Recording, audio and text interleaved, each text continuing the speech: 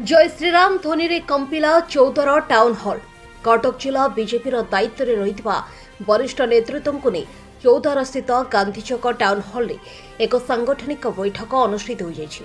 कटक जिला बीजेपी सभापति राम नारायण महांती सभापतित्व में अनुष्ठित बैठक में जिलार विभिन्न स्थानों नेतृवृंद माने उपस्थित रही।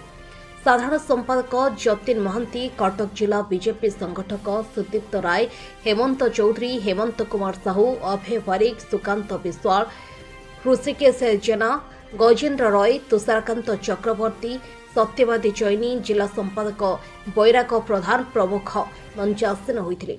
प्रधानमंत्री नरेंद्र मोदी तीन दिनिया गस्तरे आसी बीजेपी नेतृत्व को गुरुमंत्र प्रदान पर चलचंचल हो उठी बीजेपी शिविर।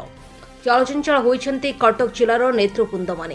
कार्यक्रम में चौधरा मंडल सभापति संतोष साहू, इंद्राणी पाटणा मंडल सभापति अजित सुबुद्धि राय जिलार विभिन्न प्रांतर 200 ऊर्ध्व कर्मी उपस्थित रही।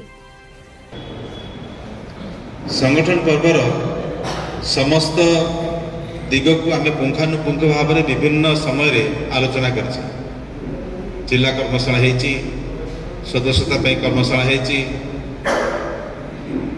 जिले मंडल एवं राज्य आम भर अनेक एभली भाव में कर्मशाला भाग नहीं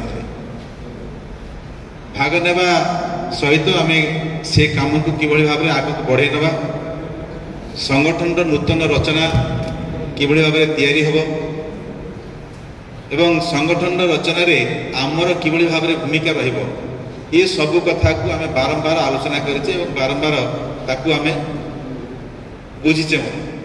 चौधरारो Kanho Behera report, pro news प्रतिदिन ओडिशा। सबुदिन सबु समय सबु परिस्थिति रे आमे थिबु आपनका सहित। प्रो न्यूज प्रतिदिन ओडिशा देखिया पई लाइक शेयर एंड सब्सक्राइब।